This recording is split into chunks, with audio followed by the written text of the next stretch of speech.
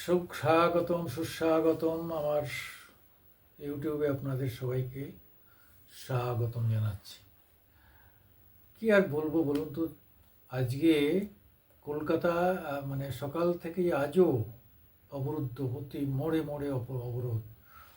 এই মুহূর্তে যখন আমরা এই ভিডিও করছি তখনও মৃতার মা বাবা এবং তার পরিবারের লোকেদের নিয়ে ক্যান্ডেল মার্চ হচ্ছে, মোমবাতির মিছিল হচ্ছে। সকাল থেকে বহু লোক রাস্তায় নেমেছে। হাইকোর্টে গিয়েছিলাম, হাইকোর্টের উকিলরাও দেখলাম যে তারাও স্লোগান, খানিকটা স্লোগান দিয়ে একটা জায়গায় জড়ো হয়ে কোটা করলেন, মানে কাজকর্ম ফেলেও তারা এটাকে করছেন আর কি, একে সমর্থন করছেন, মানে জোরদার করছেন। আমার এই বয়সে এই পর্যন্ত দেখা কোনো আন্দোলন এইরকমভাবে একদম একটানা সাধারণ মানুষকে শুধু উই ওয়ান্ট জাস্টিস, আমরা বিচার চাই, শাস্তি চাই বলে এইভাবে জড়ো করা গেছে বলে আমার অন্তত জানা নেই। কিন্তু জড়ো করা হচ্ছে, জড়ো করা গেছে। বুঝতে হবে যে সব কিছুর মধ্যে একটা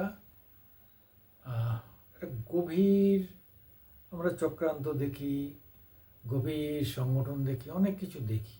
কিন্তু এইটার ক্ষেত্রে আমরা মানে দলীয়ভাবে বলা হচ্ছে যে এটা চক্রান্ত করছে বিজেপি বা বামেরা, পার্শিয়ালি সত্য হতেও পারে, কিন্তু যে অংশটা রাজনীতির বাইরে আমরা দেখতে পাচ্ছি, যারা কোনো রাজনৈতিক স্লোগানই দিচ্ছে না, যারা রাজনীতির কথা বলছে না এবং রাজনীতির লোকদেরও ধারে কাছে ঘিসতে দিচ্ছে না। শোনা গেল রুদ্রনীল নাকি গিয়েছিল, তারপরে প্রাক্তন বিচারপতি সাংসদ অভিজিৎ গাঙ্গুলি গিয়েছিল, তাদেরও এরা ঘেঁষতে দেয়নি। এই আন্দোলনকারীরা তারা বলছে আমরা এটাই রাজনীতি চাই না। এর তাহলে এই যে উত্তাল করে দিল সমাজকে, যে এটা সামাজিক আন্দোলন, এর অভিঘাত অনেক বেশি। এটা কিন্তু অস্বীকার করা যাবে না। এবং আমরা দেখতে পাচ্ছি তো যে আমাদের মানে প্রতিদিনই মনে হয় যে আজকে বেরোলে পৌঁছাতে পারবো কি না। বিভিন্ন রাস্তাঘাট, বিভিন্ন জায়গায় যে যেখানে পারে নেমে পড়ছেন। এটাকে নিন্দাও কেউ করতে পারছে না। যারা চলাফেরায় অসুবিধা হচ্ছে, বিভিন্ন জায়গায় দাঁড়িয়ে থাকতে হচ্ছে বাস গাড়ি নিয়ে, তারাও কিন্তু মনে প্রাণে কখনো নিন্দা করছেন না বা এই জিনিসটা চলবে না বা তার বিদ্রোহ করছেন না। এত সেন্সিটিভ হয়ে গেছে বিষয়টা, এত স্পর্শকাতর যে এর বিরুদ্ধে কেউ আর কিছু বলার জায়গায় নেই, বলতে পারছেন না। বলার মতো যে মানসিক ইয়েটা, সেটাও হারিয়ে ফেলেছেন।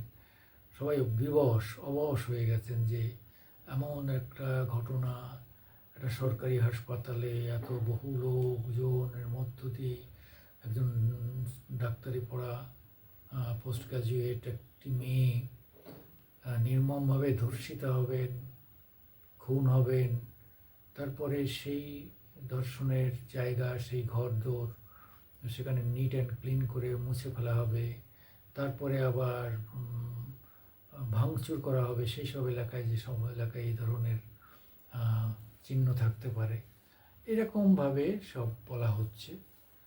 এবং সিবিআইকেও তারা মানে এই মুহূর্তে বিশ্বাস করতে পারছে না কাউকে, কোনো না পুলিশ, না সিআইডি, না সিবিআই, কাউকে এরা যেন বিশ্বাস করতে পারছে না।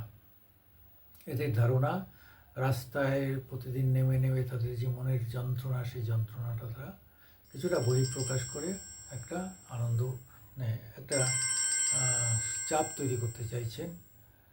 আপনারা আমাকে একটু লাইক দেবেন, শেয়ার করবেন এবং আপনারা সাবস্ক্রাইব করবেন। নমস্কার।